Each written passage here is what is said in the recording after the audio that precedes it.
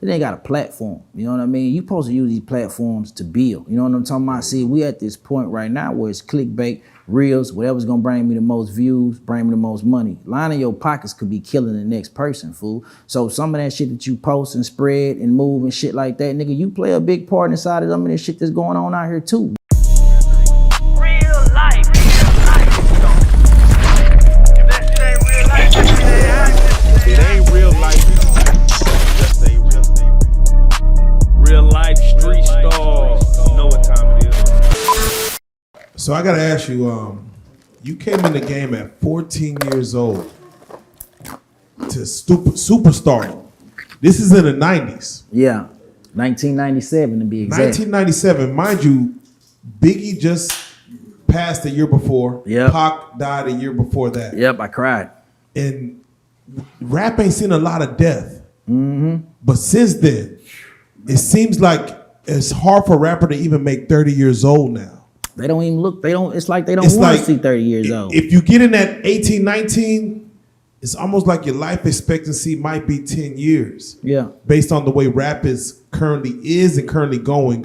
Yeah, bro. What are your thoughts when you see, like, coming from that era to where this artistry could get you to where you could see things you've never seen before in life, to where almost your life is cut short just by doing this business? Yeah, I hate that what it's turned into. You know what I mean? Because I really feel like it was one of those situations where this was really made to help us get out of the streets, make better ways for our family, provide and stuff like that, and which it still is, because there's still, for every artist that's losing a life and is, you know, the shit's destroying, it's other artists out here that it's building and helping their legacy and their family and different type of stuff like that.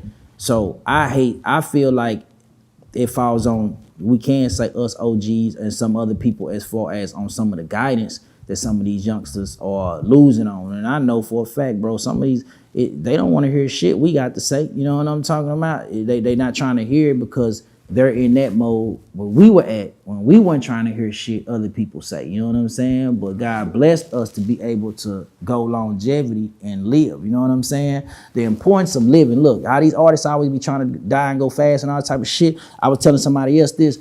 I just real quick, this is the importance of, just show how longevity goes. I'm gonna use two people real quick.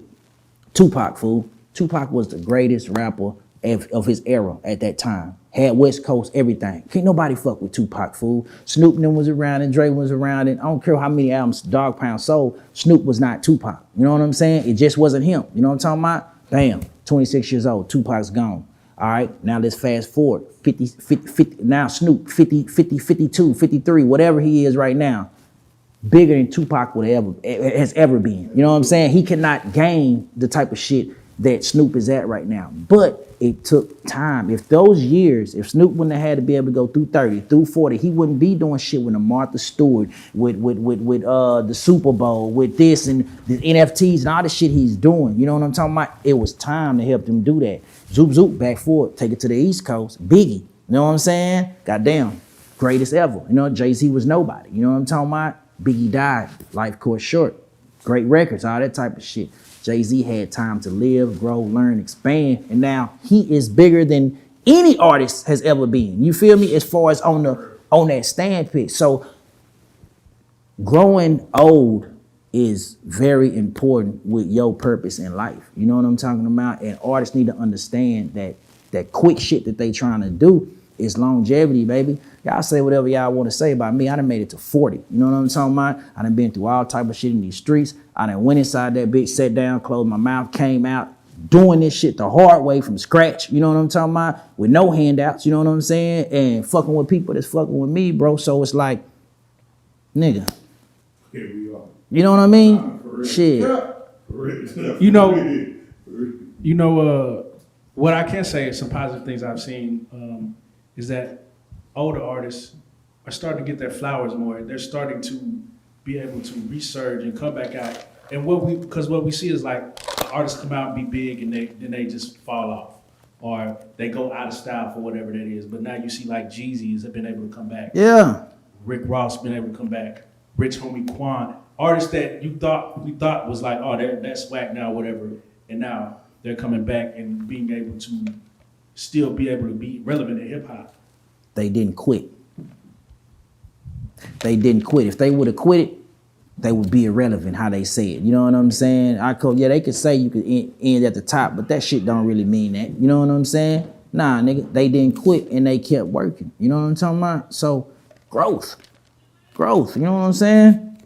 No, definitely. Now, I'm gonna give you a chance to respond to this because Akademiks has said it. As far as these old rappers are just dusty. They ain't got no money. They just look old and shit and not relevant. And he was talking about rappers 20 years in the game that don't look. He's talking about from the late 80s, early 90s. They look like nothing. Now Lucci come in looking like motherfucking money. What do you say to someone like Akademiks who's new to this hip hop world as far as getting the younger niggas that has questions about those that came before him?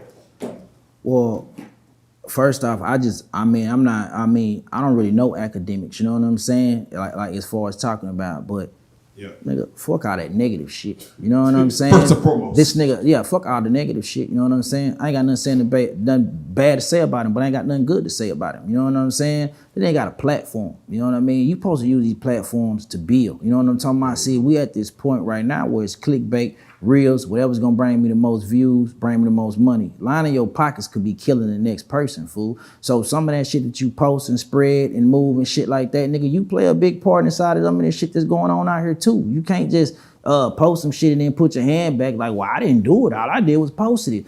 Bro, even you got no real deal. Even with real life, bro, I know for a fact, fool, because I known y'all since kids. Yeah. You know, that's not that I'm out here. This got nothing to do with me. I've known y'all since kids. I know on certain things, I guarantee y'all got certain stories, certain shit y'all could post that y'all know for a fact that'll cause some trouble. That y'all be like, you know what, nah, we're not finna do that one right now.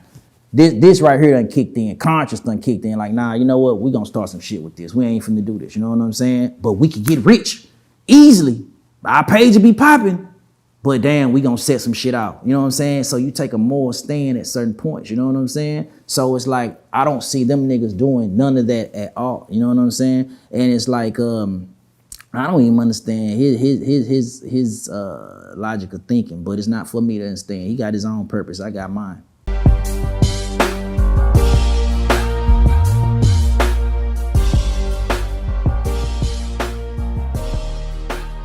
Shout out Reallyfe Street Starz, nigga.